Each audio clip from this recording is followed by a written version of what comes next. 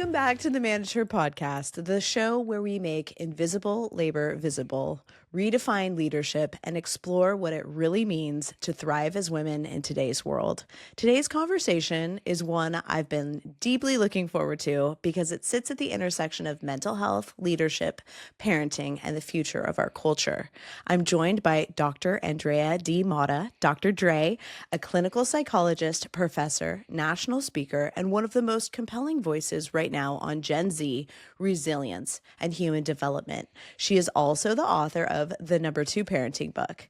Dr. Dre works with families, leaders, and organizations to help them understand what's really happening beneath the surface, why anxiety is rising, why burnout is normalized, and how the way we parent, lead, and set expectations is shaping the next generation. She's bold, evidence-based, compassionate, and refreshingly honest. And today we're going to talk about everything from gentle parenting and accountability to Gen Z in the workplace and what women leaders need to understand right now about mental health, boundaries, and expectation. This is one of those conversations that will challenge you and also ground you. Let's get into it. Welcome to the show, Dr. Dre. I'm so glad to finally get this one. Let's do this. Hello. Thank you so much for having me. I'm excited. Yay. So, Dr. Dre, you wear a lot of hats: clinical psychologist, professor, speaker, and parent. From your perspective, what is the biggest psychological challenge you're seeing right now across families, workplaces, and culture as a whole? I think what I'm seeing is the lack of adaptability. So when I talk about adaptability, I mean like you have enough skills in your toolbox so that no matter what environment you go into, you can sit back, you can assess, and then you can figure out, okay, what needs to happen in order to thrive. And so that's what I talk about with adaptability. But there's so many of our youth who are just feel so helpless, and they've developed learned helplessness where they think like everything is out of their control and they can't do anything better, and so they just kind of sit back and wait for everyone else to kind of do it for them. And I'm like, no, we're not going to do this. Like, you have to start doing things yourselves for yourselves. And what did we learn from the way that those now adults were parented about how we can do better with parenting? Like, what did that generation of parents do wrong with those kids? Yeah, so for the last 20 years, like I usually say 15 to 20 years, there's been a big influx and a big push for what I call gentle parenting by, the influencers on Instagram and the supposed parenting experts who aren't really experts if you like dive into their background and their training and all of the things. And so what gentle parenting kind of emphasizes is it's going to emphasize feelings over thinking or behaviors. And the problem with that is that you don't have any control over your feelings. Then it's also going to get rid of punishments and rewards. And the reason why that's problematic is because why does the vast majority of Americans go to work? To get paid, not because of like this internal motivation and this purpose and this passion. No, they go to their 9 to 5s because it pays them to be there. And then the last thing is a lot with gentle parenting is they try to treat their child as if they are on like the same level as them or a part like their partner. And so they're giving the kids a lot more power and decision making ability than the child is actually ready for. And then what happens is when they get into the workplace, they're like, oh, well, you should be listening to me. And the leaders are like, what? You just started yesterday. And they're like, yeah, but I should already be the boss. And the leaders are like, what? And so like there's this whole like weird dynamic going on between the Gen Zs and the millennials and the Xers and the boomers, all of the things. That is so interesting. You don't really think about how parenting styles are going to affect workplace and businesses later on, but parenthood is leadership. We're teaching our kids leadership whether we realize it or not in our homes. Yeah, and I think that's one of the biggest things. Like if I could like scream it from the rooftops for like corporations and businesses and companies, is that like parenting and leadership are literally the same skills. And so that's how you're modeling like what a leader is by how you're parenting your child. And so then when they get to the real world and they get into the workplace, they're like, but this is not how my mom treated me. And then you're like, well, yeah, because I'm not your mom. And so, like, one of the things that I always talk with companies is like, well, why would we bring you, a parenting expert, like clinical psychologist, in to do like trainings and workshops for us? And I was like, well, because if you bring me in, you get both parenting, which is like building and investing in your employees' personal side, and then you also get leadership training all in one workshop, because parenting skills and leadership skills are literally the same thing. It's just different audiences. You're going to have a few kids, that you're in charge of versus adults that you're in charge of, but it's literally the same skills. I love it. That's exactly what my book was all about. That's what I realized. I was like, whoa, this is exactly what I do at my house. Running this company is the same thing. This is wild. Right. I wasn't expecting it. And when it hit me, the aha, I was like, wow, we should really be talking about this. This is pretty important stuff. Yeah. And like the process, like the what works in parenting works in leadership, especially now. And I think people are not really realizing it yet. Right. But I do think there's a little bit of, I think the shift of consciousness seems to be happening. At least on my show, I'm seeing more and more people that are having kind of overlapping conversations and in this area of, parenthood is leadership, motherhood is leadership. I think it's the message is spreading, Dr. Dre, and I'm glad because first of all, we need to give moms credit for this important work that they do at home. And Yeah. I think that's one of the things, and I'd love to see, one of the friends that I interviewed after I met with you is Dr. Danielle Dowling, and she wrote Good Girl, Bad Mom. And she really gets into like the economics of how much it would cost if you had to pay somebody to be the stay-at-home mother, and then the policy that would go behind if we actually compensated women for their work, what that would look like if there was actually policy behind it. And I'm like, wow, if we elevate motherhood to a position of leadership in our culture, if we're able to put a policy behind it that actually puts a monetary value to motherhood, it could really change the future for humanity, for our people, if we're able to do that in our culture, that could be amazing.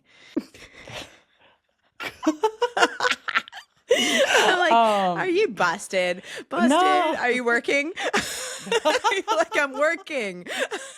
I'm working. I I'm did everything. working. Okay. All right, let me answer the question. Yes. No, well, there really wasn't a question there. It's just, do you think that motherhood is something that our political leadership or that we as women should be lobbying for policy changes on so that women could be compensated to stay home and actually be mothers full time to their children? So I think that's a really interesting conversation. And I don't know, like, I'm not strong in economics, but I know, like, I did not read that book. I have to find it and read it. But I want to say that listening to like Dave Ramsey, I want to say that he said it's like $95,000. Like if you take everything that a mom does, like a stay-at-home mom does with like grocery shopping and cleaning and cooking and laundry and all of the scheduling, but personal assistance, those kind of things. If you kind of figure all of that together, it's like $95,000 a year. But I don't know, like where, like being me, it's like, where does that money come from? Like, Right. I was like, government. maybe that you could get like a tax credit or something. I mean, I think that if there could be, if there was some sort of offset or compensation or acknowledgement that this has a financial, because unfortunately our world kind of defines success and potential and all of these things around money, because this is invisible labor that's unpaid. It has been diminished and kind of set aside and almost like swept under the rug, but it's probably the most important work that happens for humanity. It has to be the most important work that happens for humanity. I believe that absolutely, because like I know from my experience, both personally and professionally, that like if you don't have a strong family unit, you are raising individuals who are more likely to break the law and not be like contributing members of society. And then they're going to raise kids that are more likely to be abused, and both emotionally, psychologically, even sexually, those kind of things. Mhm. And it's just so problematic. And we're not having those conversations about how important the institution of family is, and motherhood and fatherhood is. Like, that's a whole nother epidemic that we're not talking about, is like the fatherlessness in our country. And so, but yeah, but like the alternative is, if you're raising your children in these loving environments, in these high quality families, well, then these are going to be the ones that are going to be successful. They're going to go out and they're going to make changes in the world. They're going to be great contributors to society and their communities and all of the good things that we want from our society. And if like I'm doing it and then you're doing it, Aimee, and then Mhm. our kids start to do it because that's what's been modeled for them, well, then all of a sudden the ripple effects go exponential, because all of these little like ripple effects are just going all over the place. And then our society looks completely different if So we the prioritize family. So we need to, with the ROI, the return on Mm-hmm. investment on motherhood is very great for society. So it's Mm-hmm. something that our society should be investing in, something that we Yes. need to put an emphasis on and an understanding as moms, as women, and come together and say, hey, look, if we can't do this work because we can't afford to stay home with our kids, if we Mm-hmm. wanted to stay home with our kids, but we can't afford to stay home with our kids, you know, is there a means, is there a way that we could look at some sort of policy that would allow women to do that if they wanted to? I know that now we're actually paying siblings or children to care for their parents, like $75,000 a year to care for your parents, Whoa. because it's cheaper for the government, for you, and safer for Mm-hmm. you to care for your parent than it is for them to put them in a home. It's way more Ah. expensive, and the Mm-hmm. elder abuse was out of control and all of that stuff. So what I'm thinking is, if some sort of policy like that became available for women who basically couldn't afford to otherwise stay home with their children, but would love to stay home with their children, because I think there are women like that out Oh there. yeah. You know, I'd like to stay home with my kids, but who can afford that? You Mm-hmm. know, at least until they get into school, you know, at least until they're school aged. Right. And that was one of the perks about being a college professor when my kids were young, is that like I was able to create my own schedule. So like I didn't teach classes on Mondays and Fridays. I taught like long days on Tuesdays and Thursdays, and then I taught like a night class on Wednesday. So like my husband would come home from work and then I would go and be a professor. So like I had the luxury of being kind of like, yeah, I was full time, but then I was, so because I had so much flexibility, I was still a stay-at-home mom. And there's some pluses and minuses of that, but I think there are a lot of women out there who would love to have that ability to just stay at home with their kids, and probably do some, co-op and like meet with other moms who are staying home with their kids. And I think it would probably help with our society and with women's mental health, because I know that there's been a research study. I can't remember, it came out probably in the last 6 to 12 months, and it was talking about how women's mental health, especially mothers, is awful because there's all of this pressure and responsibility on us, and the burnout rates are just so high. And I think about that, I'm like, if I only had to be a mom, if I did not have to be Dr. Dre and writing books and seeing clinicians and doing speaking events, if I only had to do a mom, I'm pretty sure like my pressure levels, my stress levels would significantly decrease, because I wasn't having to have all this fragmented time where it's like, okay, like we were talking earlier today, like fog delays, like 2 hour delays for school. It's like, okay, now I have to maneuver all of my schedule around. But if I was just a mom and it was like, oh, okay, I'm going to take you guys to, school 2 hours later, no biggie. And then we're going to come home and then I'll fold the laundry and then I'll go grocery shopping and all of the things, right? I think my actual stress levels would actually be reduced if I was only quote unquote a mom. Yeah, I know. And then you put on top of that, you get women at a certain age and another season of your life where your parents start aging. So Hmm. you've got still got children, and now you have parents that need you as well. So there becomes this time in your life where you're the sandwich and the stress level. Now you're Hmm. working. I remember my mom when my mom went through this. I really thought my mom was going to end up in a loony bin for like about a year. When her father got diagnosed with dementia, her mother went blind like in a week, and Hmm. they ended up living with us while my mom was running her company and my brother and I were little kids. And I it was just like the pressure that can be put on a mother is it isn't beneficial for society as a whole to have women under this much pressure. Not at all. And like Yeah. I was having this very conversation with one of my clients earlier, and she's not even a mom yet. She wants to be a mom. She's like in her late 20s, early 30s, and like her parents are divorced. And so like there's this weird kind of relationship where she feels responsible for both her mom and her dad. Her mom's physically healthy, but like emotionally, mentally not that great. But then Mhm. her dad is not physically healthy. And so we were having this conversation because she does a lot for her mom and she does a lot for her dad. And I looked at her and I was like, there's going to come, like, I hate that I have to tell you this, but and it's gonna be a gut punch. And she's like, okay, I'm ready. She's like, give it to me. And I'm like, look, there's gonna come a time where you have to choose between being a good mom and a good daughter. And she was like, oh, that's rough. And I was like, yeah, because like you're going to like have to choose either, or you're gonna have to have conversations where you're gonna have to be like, hey, I can't do all of this alone. I can't be the great mom and the great daughter and be sole responsibility for my dad's health and my mom's emotional well-being. Like you're going to have to, or you're gonna have to call in your in-laws and other family members to help you be a great mom.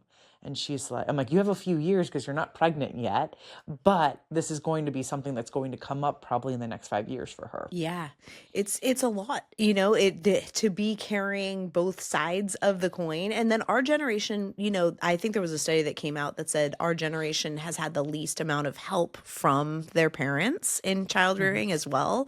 So it's, in past generations, there were grandparents who were around to help with the kids, raise them, help mom, help dad, grandmas and grandpas. And I feel like us Gen Xers, we didn't really have as much of that. And do you think that that has impacted our burnout levels? Oh, As- absolutely. Like, because my dad, so like when my parents found out that I was having twins, they were still in Chicago. And then they're like, well, you're going to need help. And they're like, and we're retiring. They're like, so we're just going to move to you to help you. And I was like, Yes. ah. And like, I literally will tell anybody, like, I can't do as much as I do if I did not have my dad and my mom like 6 minutes away. Because like earlier this week, when there was the delays, it was like I would just call my dad and be like, "Pa, they have a 2 hour like delay, but I have clients." And he's like, "Just bring them over, mija." He's like, "No biggie." And I was like, "Oh, thanks so much, Pa." But like that's one of the things. Like I love intergenerational care. There are Mhm. so many benefits of having like grandparents taking care of their grandchildren as their adult children are going out in the workforce. I love it. I did like years ago, I did a whole like 3-part series on the benefits of it for like the parents and the kids and the financial and the cognitive, all of the things. And the thing is, my kids and I were actually talking about this earlier this week because my husband and I's retirement goal, like vision, is that we will do the same thing for our kids. So that we will, wherever our kids are, we will be there to help raise their kids so that they can go out and have their careers. And so the kids were funny, like we were having breakfast one morning and the 3 kids were like, well, if we all have 3 kids, you and dad are going to have like 9 kids running around the house. And I was like, that's okay. Like we'll have 9 kids running around the house. Like we'll just work with it. Like I'll just need to stay healthy, both my mind and body, so that we can chase these 9 kids around all over the house. I love it. That's my Mhm. plan too. Indy, I always ask Indy, my 5-year-old, what do you want to be when you grow up? She's like, I just really want to be a mom. And I'm like, oh, she'll be like, what do you want to be? And I'm like, I really want to be a grandma. And she's like, and we talk about like how we're gonna live. We want to live together. And my older boys will look at me and they'll be like, "You're gonna homeschool our kids, right?"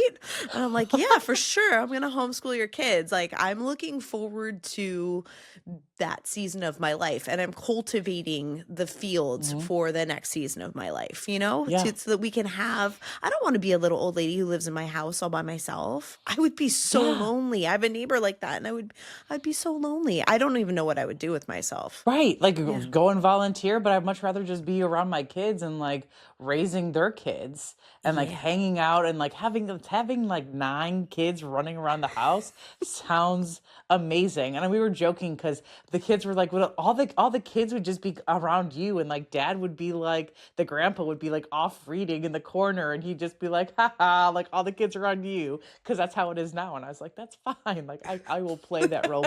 I will love playing that role. Totally. You'll just have a really cool backyard like play structure for them. Exactly.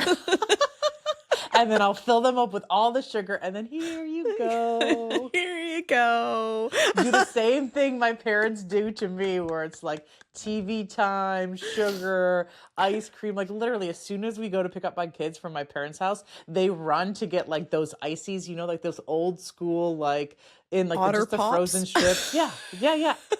And they just run and they're like, we have to get our thing. It's 5 degrees outside and they're still running to get their freaking icy pops. And I'm like, oh my God. Oh my gosh. That's hilarious. No, my grandparents were around. Before they got sick, my grandparents were totally around. They actually Mhm. lived with us for a while my mom was building her company. Yeah. And it was so nice. There Mhm. was something there that was so beautiful and so special. And to be able to like, my dad says, because my parents were divorced, he says he's kind of been a tourist in my life. And when you come and you visit, but you don't really ever be Mhm. together. But it was nice to actually get to spend that time with my grandparents where they weren't tourists. They were Yeah. living in my house Mhm. and I got to learn from them. And I think that, man, I really think that, hashtag, old people goals is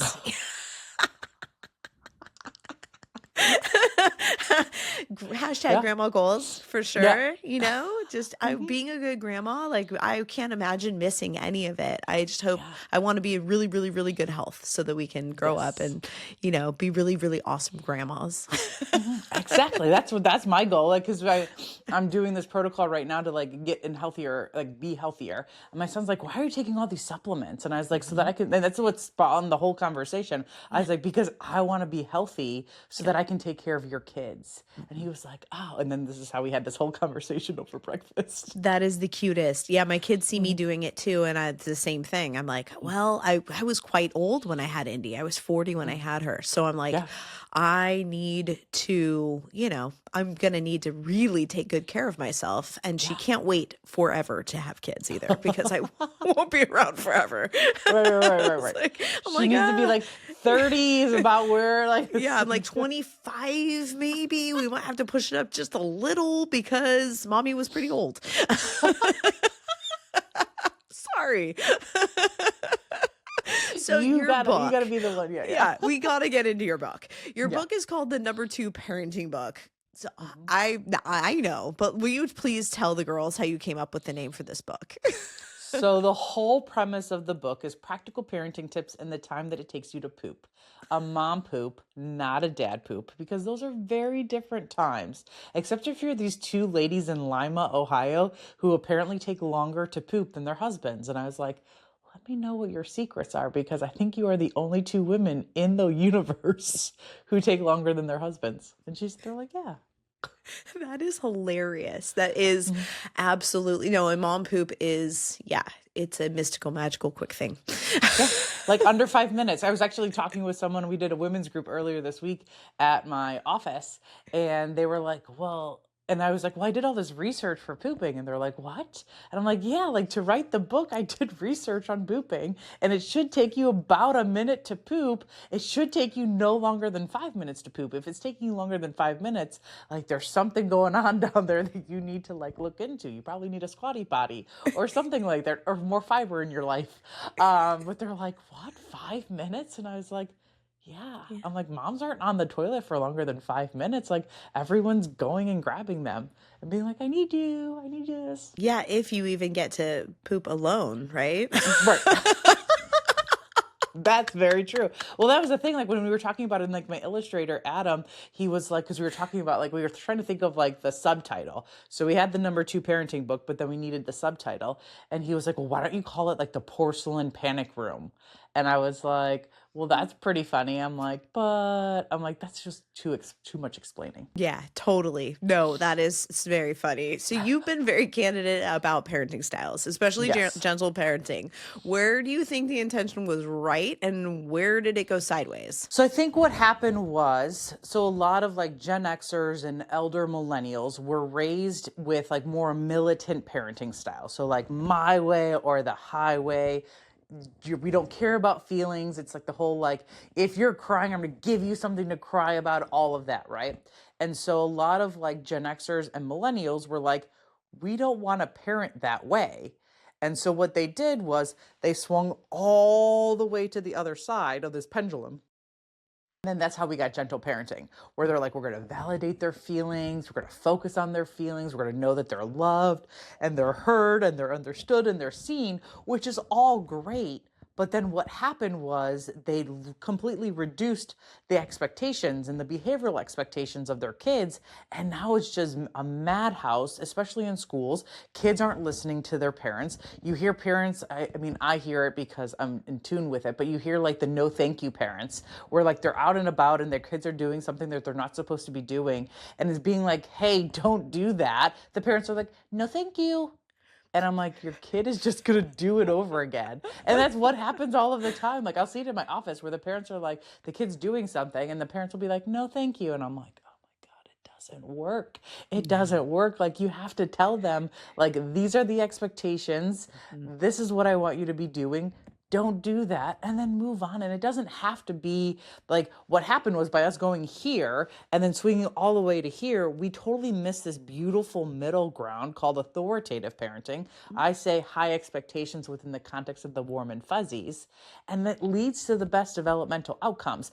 But people are like, oh, I don't want to be that authority figure. Like right now, there's for some reason, lots of parents don't want to be perceived as an authority figure. And I'm like, but you have to be the authority figure in your child's life, or else they're going to find someone else, influencers, TV people, to be the authority figure in their life. And then you're not going to like what they become. And it's going to be all of your fault, even though you don't want to acknowledge it. Yeah, I kind of like the way Caesar Milan lays it out because in the house, in a pack of dogs, there has to be an alpha. And I like to think of myself as the alpha in my pack at home. And it's not like in a mean way. It's just that somebody needs to be the leader of the pack, somebody who's the wisest and strongest, who has experience. That would be mama and dada. We are we're the leaders of the pack in the house.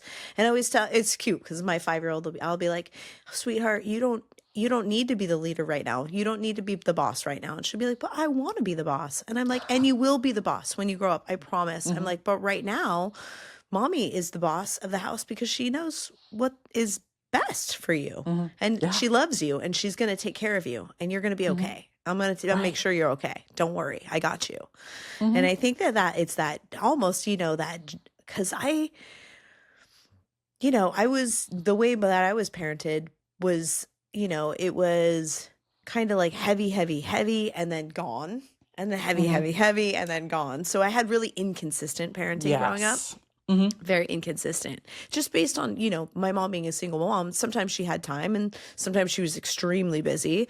And so it just like, even the way I work and the way I've built things, it's so that I can be home and in and out of the house all day. Like I'm in the office for a couple hours. I'm back at the house for lunch, making sure everybody's eating something. I'm back at the office for a couple of hours. I'm back at the house, and so I'm in and out all day long and just kind of, I want to have the presence like I'm there and make sure that I'm standing up in that leadership role for everybody so that, things are getting done and people are being held, also making sure that they're getting accountability in the house too. Right. Did you guys do your homework?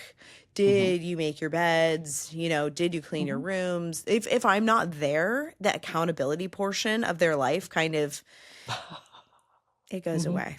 Yeah. So that's, as the authority, as the alpha Hmm. in the house, that's, really you're right. Setting expectations, making sure that, they're performing on their duties and tasks and making sure that they have duties and tasks to Hmm. perform for themselves and for the household, right? That's good. Yeah.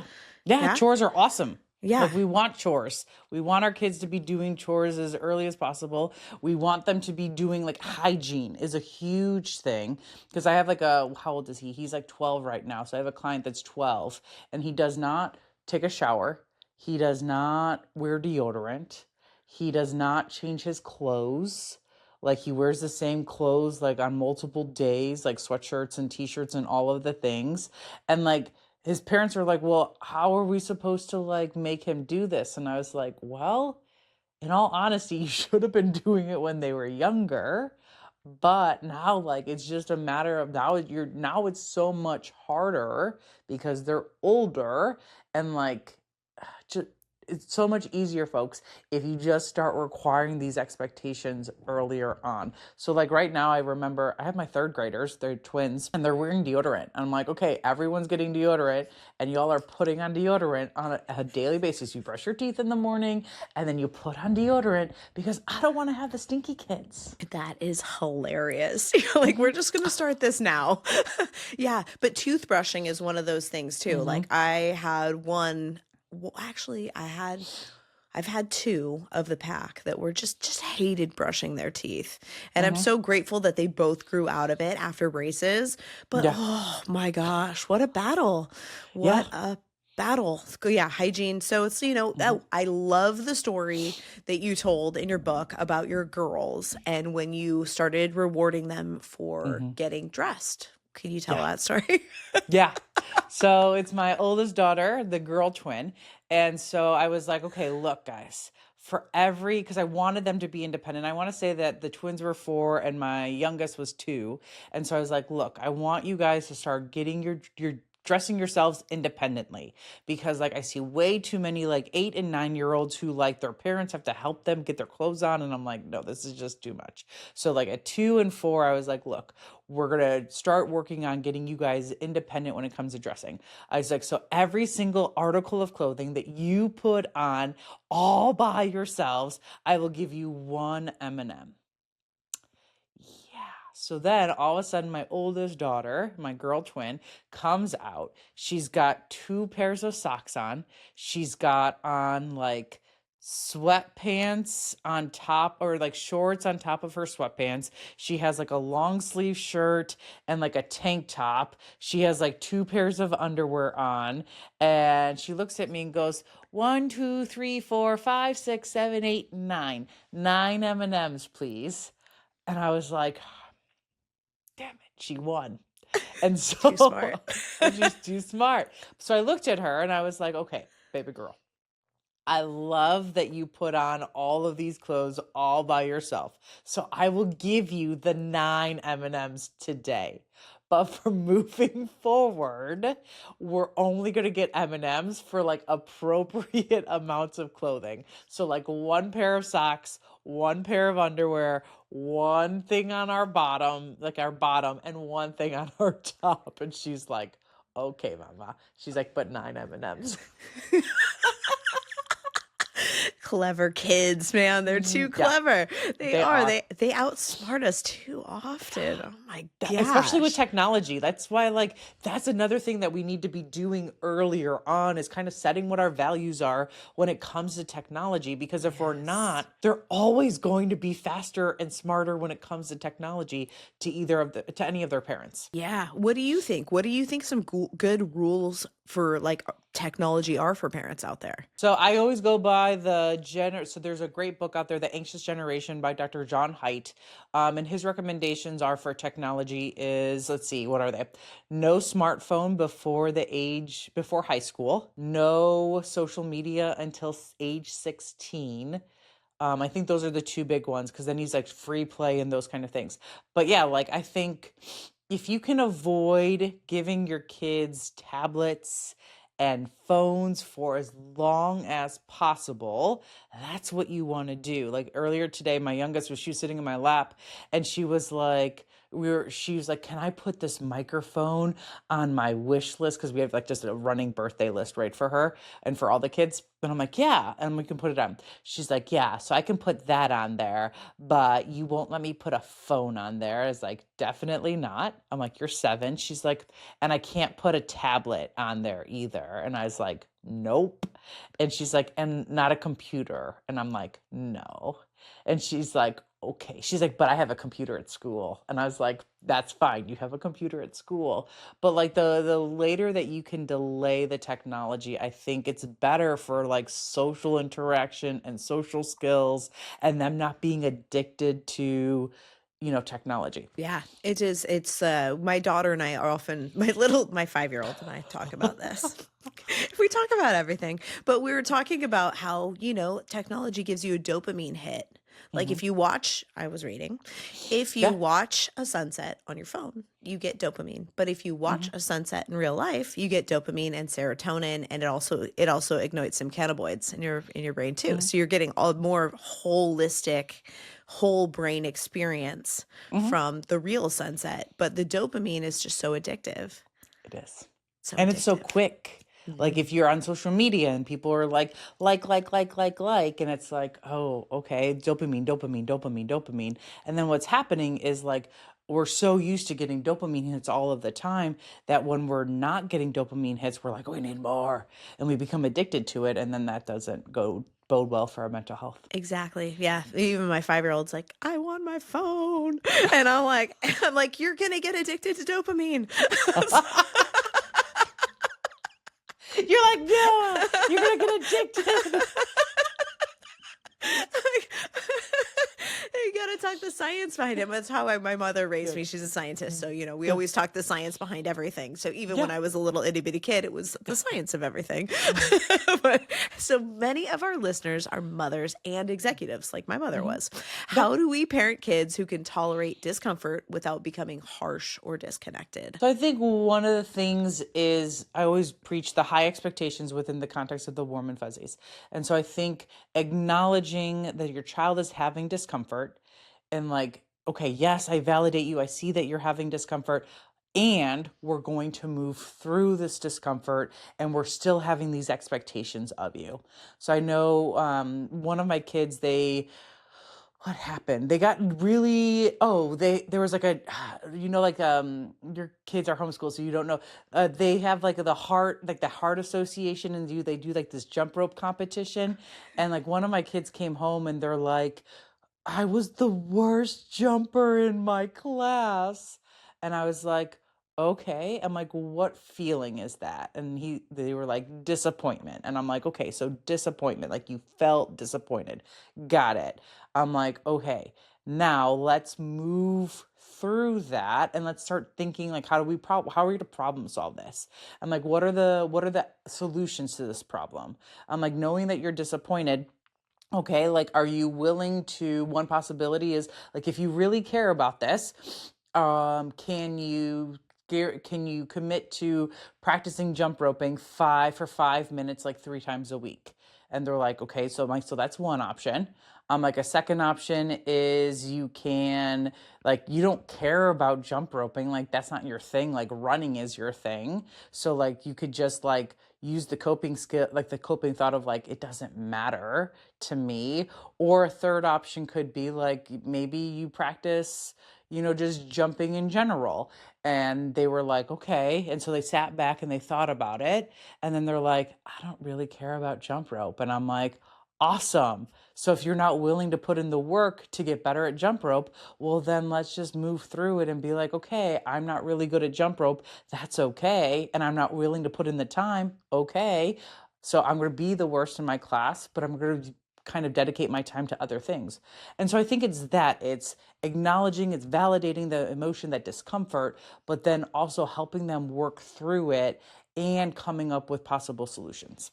I love that. And he's owning it, or, Yeah. your child is Yeah. owning that, Yes. going, okay, I can own not being good at that because it doesn't matter to me. But if it did, I could own getting better at that. Right. Exactly. And you have the ability to get better at it if you wanted to get better at it. Yes. Yeah. That's Hmm. that's it. That's life, That's Yeah. that's the key to life right there is kind of, does it really matter? That's like I feel like that's motherhood too. I'm like, Right. do I really need to get better at this part of this thing? Is this really Hmm. matter? Or, it's evaluating it too. It's, Hmm. kind of doing a little inventory on when something sucks, which sometimes in motherhood things can be really hard. Oh, yeah. And we have to reevaluate things and go, okay, well, do I really need to be doing this thing? Like, if I hate being part of the PTA, do I have to? No, No, you do you really not. don't. You don't. No. If Mm-mm. there's something that you absolutely hate doing, like really evaluate it and see if, if it doesn't really bring you joy and pleasure as a mom. Yeah. Do we really have to, Dr. Dre? No, not at all. I think about that. Like, there's some moms that love the PTA, and I'm just like, I don't like, I don't prioritize it enough. I don't value it enough to put it in my calendar and work things around it. So I'm not going to value like the PTA. Or like, if you're the type of, like, I enjoy baking. So like for my kids' birthdays, I tend to bake them treats to take to school. But like, if you don't value baking, well, then just go to the store and buy them whatever it is that the kids want. Like, that's okay. But I think there's so much pressure. I deliver this workshop called Audaciously Imperfect, and that there's so much pressure on women to be perfect and to do all of the things, like dress in season and to the nines and have full makeup and hair and like epic, Pinterest worthy birthday parties and birthday cakes. And the house is impeccable and you're working 9 to 5 and all of things and all of these things, right? And you're supposed to be like this compassionate lover to your husband or your wife and all of the things. And I'm like, that's just so exhausting. It's so too much. No wonder women are so burnt out. And it's social Correct. media is like reinforcing this impossible Hmm. stereotype of like, oh Yes. no, this is it. And if you're not doing all of this, then you Hmm. suck. Yeah. Right. And so like in that workshop I talk about, like, I show a picture of my laundry room this one day where there's like 5 hampers just completely, the clothes are clean, but the clothes aren't folded. And then there's like all this other, and at the end of the workshop, I look at the women, I'm like, what do you see when you look at this picture? And a lot of the women are like, this is giving me anxiety. This is chaos. And I was like, you know what I see? I see a mom who's able to play with her kids because she doesn't give a crap if the laundry is folded. I get to go play with my kids because I value playing board games with my kids over folding this laundry. Heck yeah. And I Hmm. see an opportunity. I'm like, please, someone invent the robot that can fold the laundry because it's the worst part. It's the actual worst part. Right. Like, please automate this task for me. I don't want to do it anymore. It takes too much time. Right. There should be like almost like a thing where it's like, here, we're giving people like, go and design to someone. Like, Please. it's like the dryer. And then once the timer of the dryer goes off, there's like almost like a suction cup that takes the clothes and then like the machine folds it and then puts it on the counter. That would be epic. I like your theory. I'm Yeah. liking this suction wind thing you've got going Yeah. on here with Suction this. wind, they fold it and then Suction put it. wind, Yeah. yeah. Yeah. There's There you go. got to be. I know. I make, because men have never had to fold the amount of laundry that women have had to fold. There hasn't been a solution yet for this. And I'm like, as women move into technology, can we please sort this folding of laundry situation out? That's me. I'm like Yes. digital transformation. Let me digitally transform your laundry room. Right. Exactly. Automate this, please, for Right. the love of 'Cause God. We want to play with our kids. right, we want to play with our kids. Well, then that's the other thing. Like, then it takes also like, because then it's like, well, why don't you just hire someone to come in and do your laundry and fold your laundry or take your laundry to somewhere else? It's like, well, then there's like that embarrassment piece of like, this person's gonna be like touching my underwear and like that's weird, like my kids' underwear and like like, ew, that's gross. But like, if it's just a machine, like, the machine's not gonna judge you. Hopefully. Exactly. Right? Totally. I know. I'm like, oh, we can do better, girls. Listen, but please, more ladies in technology. Let's build some stuff. Help us out. First, the laundry folding First, machine. first, the laundry folding machine. I think that's like the big one. I really do. I don't know one woman who wouldn't be like, And that's what we're getting next. Like we're getting the Yeah. laundry folding machine. Obviously, like you have a washing machine, a drying machine, and no folding machine. Right. We need a folding machine. Yes, That's the please. next. So you have like the three things like washer, dryer, folder. Yes. Hello. I love Yeah. it. So, Someone listening, get on that. yes, please. I know you're out there. They really are. Someone's out there. Someone out there. Someone's out there. So, shifting gears, you work closely with organizations navigating Gen Z in the workplace. Mhm. What does Gen Z need from leadership that previous generations didn't? And what do they need less of? Help us as leaders, as women in business who are now having Gen Z employees. What can we do? How do we do this? Yeah. So I think the first thing is they need to know what the behavioral expectations are of them. So there's always like, oh, here's the job description, but the job description tends to be vague. And then there's like the yearly evaluations that don't work. So like the first tip I always give is like, do 12-week evaluations. And it's like what you're listing out in those 12-week evaluations are behavioral expectations. Like, I expect you to be making 10 sales calls every single day. I expect you to be networking at one event a week. And so like, so that they can like check it off. And then it's very, very easy because now you are, when you're sitting down with them and having conversations with them, you're attacking their behaviors. You're not attacking them, and you're not really attacking them. You're giving them critical feedback. Critical feedback. And then you can say like, hey, because behaviors can always change. And so we have to be able to tease that apart. So I think that's the first thing that we need to be doing is giving those expectations of like those behavioral expectations, and hopefully within like a 12-week period of time.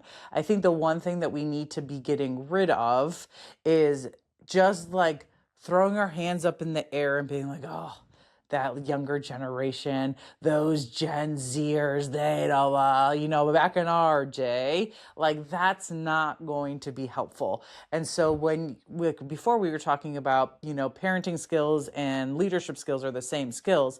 When I go into corporations and businesses or the workplace, I talk about high expectations and high support.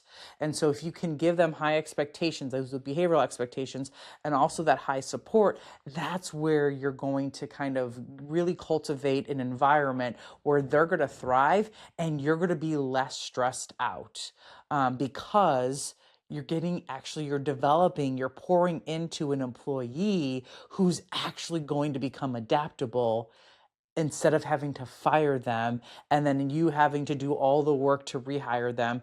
And the cost, I think it's like however much that salary is to fire that person and then to rehire them, it's double the salary is what SHRM says is kind of like the gold standard. So if your employee makes $50,000, it's going to take $100,000 to replace them with all of the things. But if you have high expectations and high support, well, then you're going to retain them. They're going to be more satisfied. They're going to be more productive because you're pouring into them both personally and professionally. It all works out for people.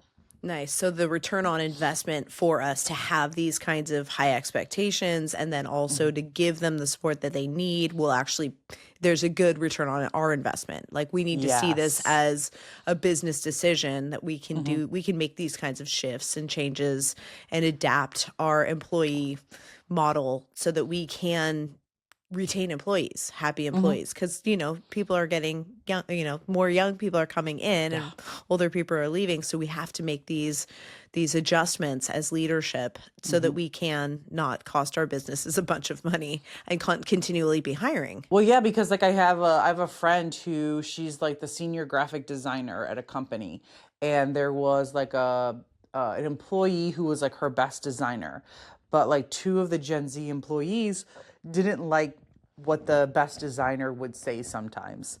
And so the Gen Z employees went to HR and complained. And so then HR went to, my friend who's the senior graphic designer or whatever, and was like, hey, we have to fire this person. And they're like, but this is my best designer. And they're like, yeah, they're offending like Gen Z. And I looked at, my friend and I was like, hey, why don't you talk to your HR and see whether or not they will pay for a few coaching sessions with me. It'll be like $1,000. and then they can keep that your best designer. And they're like, okay. So they went and the HR like wouldn't go for it. And I was like, we need to What? think logically. You can save your best designer by paying $1,000, or you can spend $120,000. Like, which one? Like, logically, like when you start putting it into those numbers, it Yeah. makes a heck of a lot more sense. Yeah, yeah. And once we start looking at things, which we are as leadership, we're really using AI to analyze data now for decision making. Yeah. And, this makes really good financial sense for the company to make these Yeah. kinds of shifts. So if someone needs a coaching session on how to be compatible with another generation of employees, then you buy the coaching session and Right. you invest in that employee because you're actually saving yourself a lot of time and a lot of money. Right. Yeah. And like that's the thing. Like I had a friend reach out to me. She works for a big media company, and she's like, "Hey, she's like, I have this this employee who I want to hire for my team. They did an internship with the company, and when I asked the supervisor of the internship if they would hire them, the supervisor was like, I would not hire them." And it was a lot of like Gen Z stuff. It was they took a mental health day the day after they got disappointing news. They, talked about how their coworkers were abandoning them because their coworkers went out to lunch without them. And they're like, "Can we do a coaching session?" So I did a coaching, just 1 hour long coaching session with the manager. And she's like, okay, how do I bring her on? How do I help her be successful? And sure enough, we did one coaching session, 1 hour. And then all of a sudden, like, she was able to bring this employee in, and she's like, this employee's a rock star. And so now she's like molding her and she's investing in her. And it just took one session where then she didn't have to go out and do all of this searching for another employee because she already had a baseline on this one. I love it. I love the crossover between motherhood and the way we invest in our children and the way we do leadership with our children, and then how we're bringing that mentality into leadership in the executive space, and how we're, basically, I saw myself doing that with my employees, where I'm like, I kind of feel like I'm just like, my ideal is to like raise these employees almost to like, okay, you're little, we're getting to understand like systems, we're building these systems together. And, as we were building out the digital transformation side of things, but my end goal was like, you're a beautiful butterfly, and now you know exactly what to do, and we don't have to manage you. You can kind of, and that's like the end goal is like, how do we invest in our how can we best invest in our employees so that they can have autonomy and do their job as well as they can do it, and in harmony with the rest of the company, and so if we could do something like just a little coaching here and there, because we were raised very differently. I'm Gen X. We were raised different than the millennials, than Gen Z, and so it's very interesting. What an interesting perspective from a leadership perspective to hear your voice on this, Dr. Dre. Because I think that's the other thing. It's like just like motherhood. So like as we were talking earlier, it's like you have to, when they're younger, when your employees are first starting off, you have to be like hands-on with them. And then you start to like remove the hands and they can become more independent, and then you're not managing them as much as you are leading them, and then they're able to go out and do like projects all by yourself, and then you as the manager get your time back, and then you probably have more time to do it with other employees, or you have more time to go home and be with your kids and your family. Yes, exactly. Or write a book and start a podcast. Why not? Exactly. Right. A YouTube channel. That sounds like a... Why not? So women today are managing careers and homes, emotional labor, parenting philosophies, and cultural shifts all at once. What do you see women carrying that often goes unnamed? I think it's funny, I just saw an Instagram post about this, and it's what did they say? The mental load of motherhood. Like all of the decisions that we are having to make. And they had like this beautiful graph, and all of like it listed out all of these things of that comes along with like being a parent, and it's all falling on the mom side, and like only like two things fell mostly on dads, and it was like sports. Yeah. But there's still all of this cognitive load, mental load on women that I don't think we're acknowledging enough of. And kind of like asking for help with those things, because like I believe our partners want to be good partners. Yes. You just have to tell them what you need, and not just sit back and be like, oh, I have to do everything myself. You don't have to do everything yourself. Just ask your partner, and chances are, if they're a good partner, they want to help you so that you are not as stressed. Exactly. I really honestly, writing my first book, that was me Mm. working through the ability to ask my partner for help in the Yeah. house. That book is me working through it. And that book, it will basically, if you have trouble with this, the manager will help you get there. Because Mhm. that's what I need.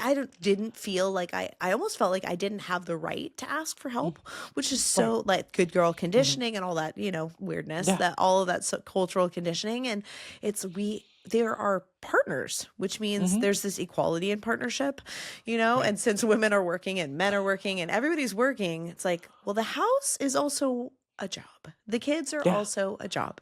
So if we're Hmm. going to share it, can we share it? And figuring Yeah. out how to have the language around it, and also how to come at those conversations without like coming at it the wrong way. Like, you don't want to come in hot on that Yeah, one. yeah, yeah. Yeah. Well, like, so one of my guilty pleasures is I watched the Real Housewives of Beverly Hills, and I was just watching the episode this morning where it was like, I can't remember, her first name's Amanda. She's like one of the new housewives. And she was talking about, because like she's talking about her wedding, and she's gonna get married in like October of this year or whatever.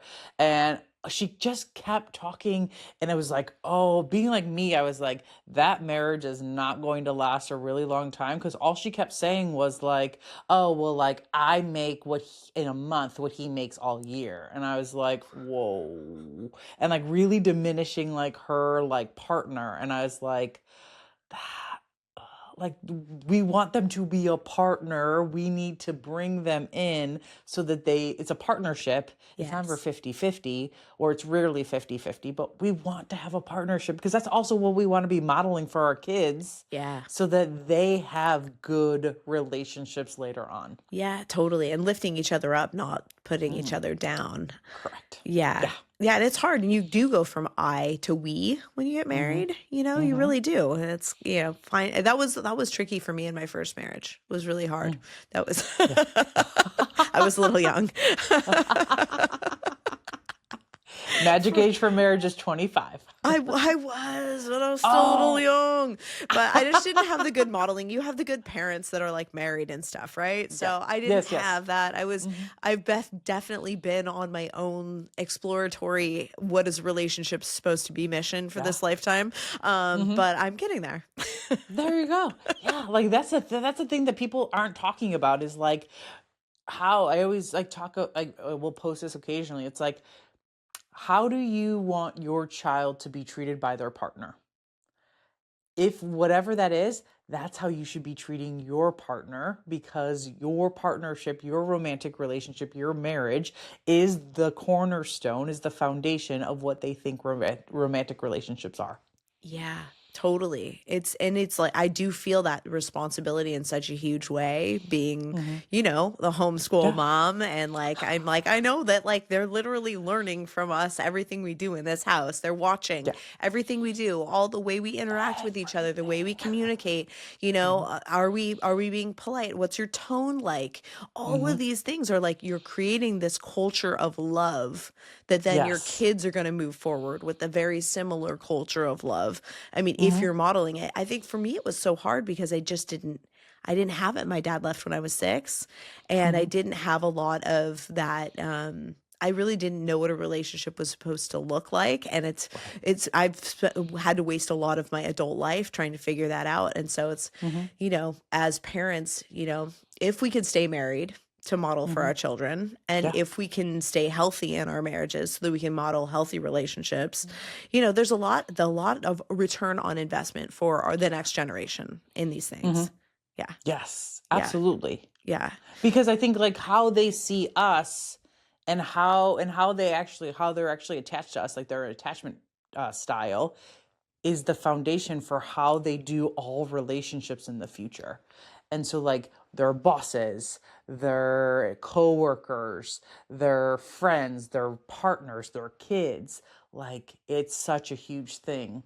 It's such a huge thing. Well, I could talk to you Mhm. for hours, Dr. Dre. You know this. We Mhm. just I could talk to you for we could talk about like this. We could have a whole podcast just on motherhood we could stuff. have a whole series on motherhood. So let us know, girls, in the comments if you want more from Dr. Dre. Just let me know, and we'll just keep on going. This conversation has been grounding and challenging and so necessary. And I'm thank you so much for your honesty and your research driven insight and the way you speak truth without fear, but always with care. Please be sure to check out Dr. Andrea Mata's new book, the #2 parenting book on Amazon. I'll link it in the show notes. Dr. Dre, how can our listeners connect with you? So they can find me on, so I have two websites. There's AndreaDMata.com and then there's BrightSpotFamilies.com. And then I'm very active on LinkedIn. I should start to get on TikTok. That's what people keep telling me. I have a Yes. YouTube channel. What's your So the YouTube YouTube channel, channel? it's just Dr. Dre. So DRDREMATA. Perfect. Okay, Mm-hmm. good. And for those listening, if this episode resonated with you, whether as a leader, a parent, a woman navigating the weight of modern life, I encourage you to sit with it. There is a power in expectation, clarity in boundaries, and freedom in understanding what's really happening beneath the surface. If you love this conversation, make sure to subscribe, leave a review, and share it with a woman who needs to hear it. And as always, remember the work you do, the care you carry, the leadership you embody matters. Until next time, I'm Aimee Rickabus, and this is the Manage Her Podcast.